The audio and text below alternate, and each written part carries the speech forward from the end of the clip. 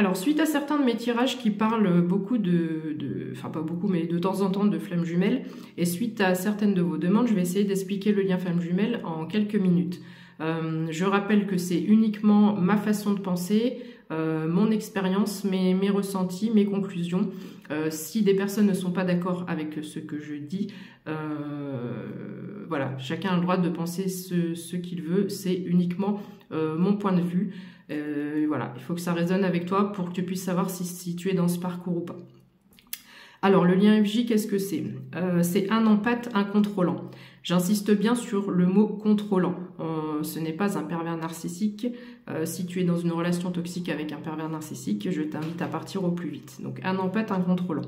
Ce sont deux personnes qui ont des blessures d'âme à déceler et à guérir. Parce que parfois, on n'est même pas conscient qu'on a des blessures d'âme et ça nous empêche d'avancer au quotidien et de réussir à vivre cette union. Le plus souvent, ce sont des blessures de rejet ou d'abandon.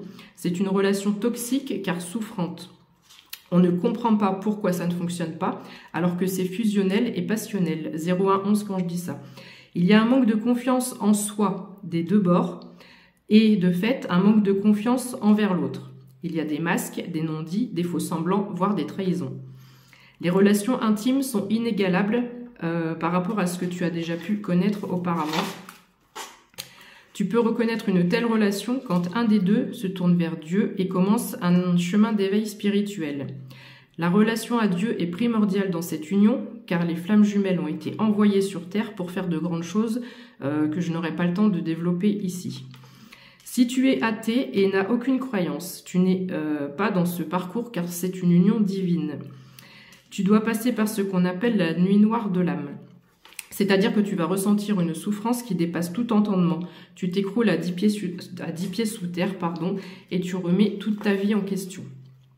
La personne que tu es ne te convient plus, tes amis, ton entourage, même parfois certains membres de ta famille. Les autres diront de toi que tu vrilles complètement alors que tu es juste en train de t'aligner avec qui tu es vraiment. Tu commences alors à comprendre pourquoi tu ne trouvais jamais ta place dans ce monde. Il se peut que ton autre rencontre une tierce, ce qui n'arrangera rien à ta souffrance. C'est cette personne qui est censée éveiller ton autre.